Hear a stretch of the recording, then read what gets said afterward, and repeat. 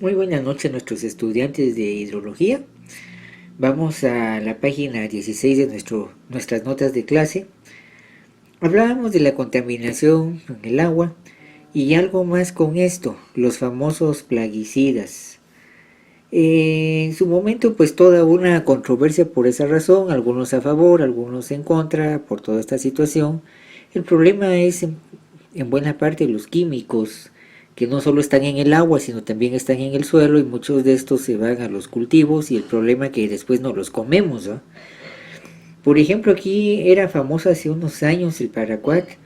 ¿Por qué era famoso? Porque era el plaguicida de los suicidas. Cuando alguien quería cortarse la vida se tomaba un buen poco de plaguicida y pasaba mejor vida. Bueno, ahí tenemos 12 sucios que le llaman ahí, por ejemplo, como metilparatión, terfobus, etopobus, aldicar, metamidofus, metanomil, monocrofotos, carburfurán, erdusulfán, etcétera, fosfuro de aluminio. Muchos de estos insecticidas, o sea, para control de insectos. Solo tal vez el último, fosfuro de aluminio, no solo es insecticida, sino rodenticida. Control de roedores, control de ratas y ratones, ¿sí? Un poco a veces la controversia del DDT y esas cuestiones. El problema un poco de la agroquímica y su prohibición. Bueno, esto es para ir terminando un poco esa situación. Tenemos que lidiar con esto cuando vamos a hacer proyectos al campo, ¿verdad? En áreas donde ha habido cultivo extensivo, cultivo con mucha frecuencia, pues sí, tendríamos que tomar en cuenta que tanto el agua como el suelo en su momento puede ser un caldo químico. Muchos de estos son sales, sí, compuestos químicos. Bueno, ya dejando esto, introducimos hoy página 17, meteorología e hidrología. Observar el ciclo del agua en la atmósfera y armar algún modelo matemático del comportamiento del agua meteórica o el agua que cae o celeste lleva a la hidrología a auxiliarse de la meteorología. Meteorología es toda una especialidad. Hablábamos ahí de la Organización Mundial de Meteorología, WMO, World Meteorological Organization, sí, usted puede buscar eso. Y un poco hablemos de meteorología, ciencia que trata de los meteoros y las variaciones de la atmósfera, meteoro como fenómeno atmosférico, una definición ya muy vieja. Otro, estudios científicos de la atmósfera de la Tierra, incluye el estudio de las variaciones diarias de las condiciones atmosféricas, meteorología sinóptica. Condición atmosférica, lo sinóptico, un resumen. El estudio de las propiedades eléctricas, ópticas y otras de la atmósfera, meteorología física, ¿sí? ¿Qué pasa con la luz? ¿Qué pasa con el color? ¿Sí? Cuestiones físicas. El estudio del clima y las condiciones media y extremas durante largos periodos de tiempo, climatología, ¿sí? La variación de los elementos meteorológicos cerca del suelo en un área pequeña, micrometeorología. Por ejemplo, aquí en Guatemala, por el perfil montañoso, tenemos microcuencas. En una gran cuenca, una microcuenca. Por ejemplo, en la cuenca del río Samalá, donde está Quetzaltenango, Totonicapán, podemos hablar de una microcuenca, la zona 1, el centro histórico, ¿sí? Y muchos otros fenómenos. El estudio de las capas más altas de la atmósfera, superiores 20 a 25 kilómetros, suele implicar el uso de técnicas y disciplinas especiales. Recibe el nombre de aeronomía. Estamos superficie más alta. El término aerología se aplica al estudio de las condiciones atmosféricas a cualquier altura. Bueno, un poquito de historia. Hay que recordar que Meteoro, mencionado en Job 38, dice: ¿has penetrado tú los depósitos de la nieve? ¿Has visto los depósitos del granizo? ¿Tiene padre la lluvia gotas de rocío, hielo y escarcha? Lo anterior es una historia muy antigua, antes de Abraham, Isaac y los padres de Israel. Ahora, acotación aquí, depósitos de la nieve. Bueno, recuérdese que el agua tiene una estructura hexagonal por los puentes de hidrógeno, pero cómo se manifiestan los patrones de ese copo de nieve y de ese granizo depende de la temperatura de congelación. Cuando yo observo el patrón hexagonal del granizo, entonces tengo idea de la temperatura de congelación, algo que fue descubierto hasta la Segunda Guerra Mundial. Posteriormente, los estudiosos de la antigua Grecia, estoy al final de la página 17, Mostraban gran interés por la atmósfera. Ya en el año 400 a.C., Aristóteles escribió un tratado llamado Meteorología, donde abordaba, ojo, el estudio de las cosas que han sido elevadas. Eso es todo. Lo que está elevado, lo que está volando, ¿sí? Lo que está en la esfera celeste, qué sé yo. Un tercio de dicho tratado está dedicado a los fenómenos atmosféricos, y el término meteoro deriva de su título. Bueno, a lo largo de la historia, gran parte del progreso realizado en descubrimientos de leyes físicas y químicas se vio estimulado por la curiosidad que despertaban los fenómenos atmosféricos.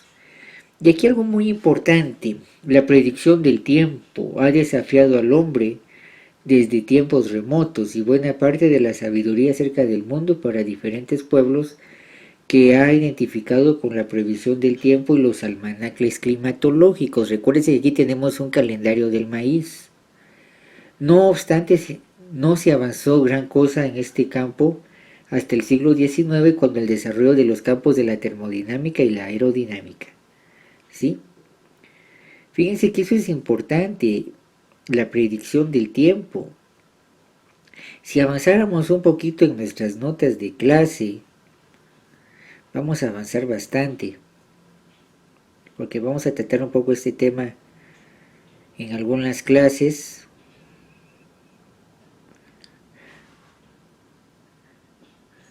Les rogaría la parte final de la página 34.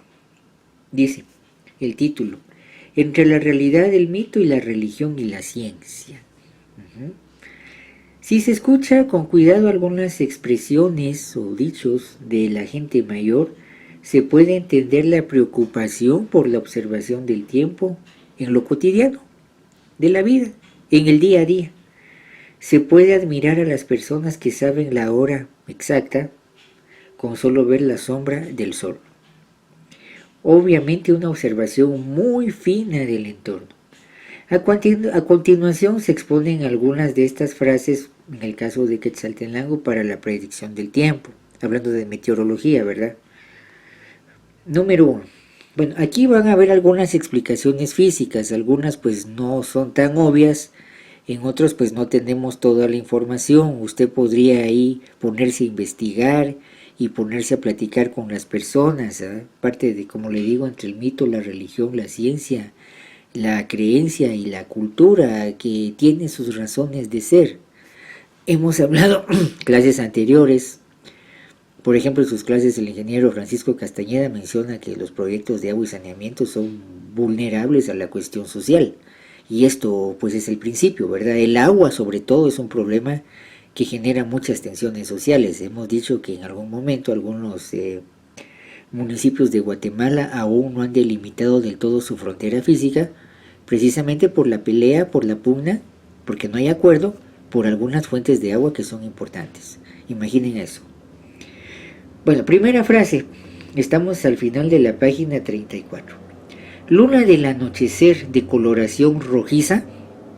Vienen días de calor. Bueno, podría explicarse aparentemente esto porque se está formando condensación de vapor, y eso lo que hace es distorsionar la luz que pasa por dicho vapor al infrarrojo. Por eso veo la luna de coloración roja. Lo veo en un atardecer en el Pacífico de la costa sur. Veo el sol o la luna roja cuando hay mucho vapor de agua, hay mucha humedad, hay mucho calor. Entonces, vea lo que estoy haciendo ahí como un nexo, como armar una cadena, ¿sí? Luna del anochecer de coloración rojiza por todo ese vapor, vienen días de calor. Luna en cuarto creciente inclinada al sur o hacia el mar. La luna trae agua o lluvia. Aquí es la posición relativa de la luna con respecto a la Tierra, donde estamos nosotros, y la generación de mareas altas, ¿sí? Y en su momento, ¿qué implica eso? Mayor cantidad de vapor de agua a disposición en la atmósfera, pues mayor probabilidad de que llueva. Luna en cuarto creciente inclinada hacia el norte, contrario a la anterior. La luna trae viento, o sea, posiblemente estamos hablando de una marea baja, y imagínense ese cambio de delta de temperatura que va a generar viento, que es aire en movimiento. Algo muy sencillo, por cierto. Hay definiciones un poco más elaboradas. La 4 y la 5 pues tienen mucha lógica cuando usted lo ve despacio. Si por el atardecer el viento sopla de sur a norte, mañana cae neblina. ¿Qué pasa? Si al atardecer el viento al soplar de sur a norte, ¿qué implica? Que al sur lo que tenemos es el océano Pacífico. Es muy probable que, bueno, tengo la cadena montañosa al sur de la ciudad de Quetzaltenango, Cerro Quemado, Santa María. Ese viento va a hacer que pueda pasar un poco de vapor de agua, de nubosidad que viene del océano Pacífico, al otro día que tengo, mañana con neblina. Número 5. Si al atardecer el viento sopla de norte a sur, mañana es día despejado. ¿Qué tenemos al norte? Montañas, corredores secos, el cuerpo de agua importante, además de algunos ríos como la Pasión, por decirlo así, el Usumacinta, que están un poco lejos, pues no, es cierto, tendrá algún tipo de influencia, pero no tanta como un océano. El océano Atlántico ya está muy lejos. ¿Qué implica? No hay vapor de agua suficiente, entonces la mañana siguiente es día despejado. Y esta es un poco curiosa. Al temblar, viene o se va el agua, cambio de estación. ¿Por qué? Esto sí, en realidad no tengo todavía una explicación clara para esta. De la 1 a la 5, pues alguna idea hay ahí, pero la número 6 sí es un poco más complicada. Solo es una correlación de observación, pero ¿qué lo genera? Eso es lo que hace falta. Está la intención de estudios en China, y no solo en China, sino en otros lugares, de la correlación del comportamiento animal con los terremotos. Algunos dicen que algunos animales pues oyen las altas o las bajas vibraciones que nuestro oído no percibe, y bueno, eso puede correlacionarse, por ejemplo, con un movimiento de tierra, o en el 2004, 2005, el tsunami, ¿verdad? Hubo un tsunami en el Pacífico Sur, estamos más que el Pacífico, diríamos, en el Océano Índico para un día de Navidad. Y precisamente, ¿cuál era el lugar más seguro? El lomo de los elefantes. Estos sí oyeron el gran retumbo de baja frecuencia que venía hacia ellos y se van a refugiar a la montaña. Todo el mundo extrañado por ese raro comportamiento animal, pero digámoslo así, el animal tenía razón. Percibe cosas que nuestro oído no, no percibe, no escucha, ¿sí? Bueno, en esto lo importante, las mediciones exactas, regresamos a la página 18 por favor. Los registros y las mediciones exactas son importantes para llevar un récord sobre qué está pasando en la atmósfera y con eso hacer modelos de probabilidad. Por ejemplo, estos registros meteorológicos de localidades individuales iniciaron en el siglo XIV, pero no se realizaron observaciones sistemáticas sobre áreas extensas hasta el siglo XVII. La lentitud de las comunicaciones también dificultaba el desarrollo de predicción meteorológica, y solo tras la invención del telégrafo a mediados del siglo XIX se hizo posible transmitir a un control central los datos. Hoy con la red virtual, olvídese, casi tenemos información en tiempo real. La cuestión ahí pues es voluntad para que dicha red funcione. Los hitos más significativos en el desarrollo de la ciencia moderna de la meteorología se produjo en tiempo de la Primera Guerra Mundial, cuando un grupo de meteorólogos noruegos encabezados por Wilhelm Vickers realizó estudios intensivos sobre la naturaleza de los frentes y descubrió la interacción entre las masas de aire que genera ciclones, tormentas típicas del hemisferio norte. Los posteriores trabajos en el campo de la meteorología se vieron auxiliadas por la invención de aparatos como el Ray-One o radiosonda, descrito más adelante, que hizo posible la investigación de las condiciones atmosféricas a altitudes muy elevadas. Después de la Primera Guerra Mundial, un matemático británico, Levi Fry Richardson, realizó el primer intento significativo de obtener soluciones numéricas a las ecuaciones matemáticas para predecir elementos meteorológicos. Aunque sus intentos no tuvieran éxito en su época, contribuyeron a un progreso en la explosión de predicción meteorológica numérica de nuestros días. Entonces, con esto vea que la Primera Guerra Mundial, ¿por qué esto? Empieza la aviación. Recuérdese ahí los biplanos, los triplanos, esos pequeños aviones, ¿sí? En su momento ya se empiezan a ver como elementos de guerra. Bueno, hay que comprender la atmósfera y en esto la meteorología y un poco la importancia, por no decir bastante, la importancia de la predicción por modelos matemáticos. Bueno, y con esto ya estamos llegando al final de la página 18 para lo que son las estaciones meteorológicas en Guatemala, que bien podríamos dejar esto para nuestra siguiente clase. Muy bien, le agradezco y le deseo una feliz noche y un buen descanso.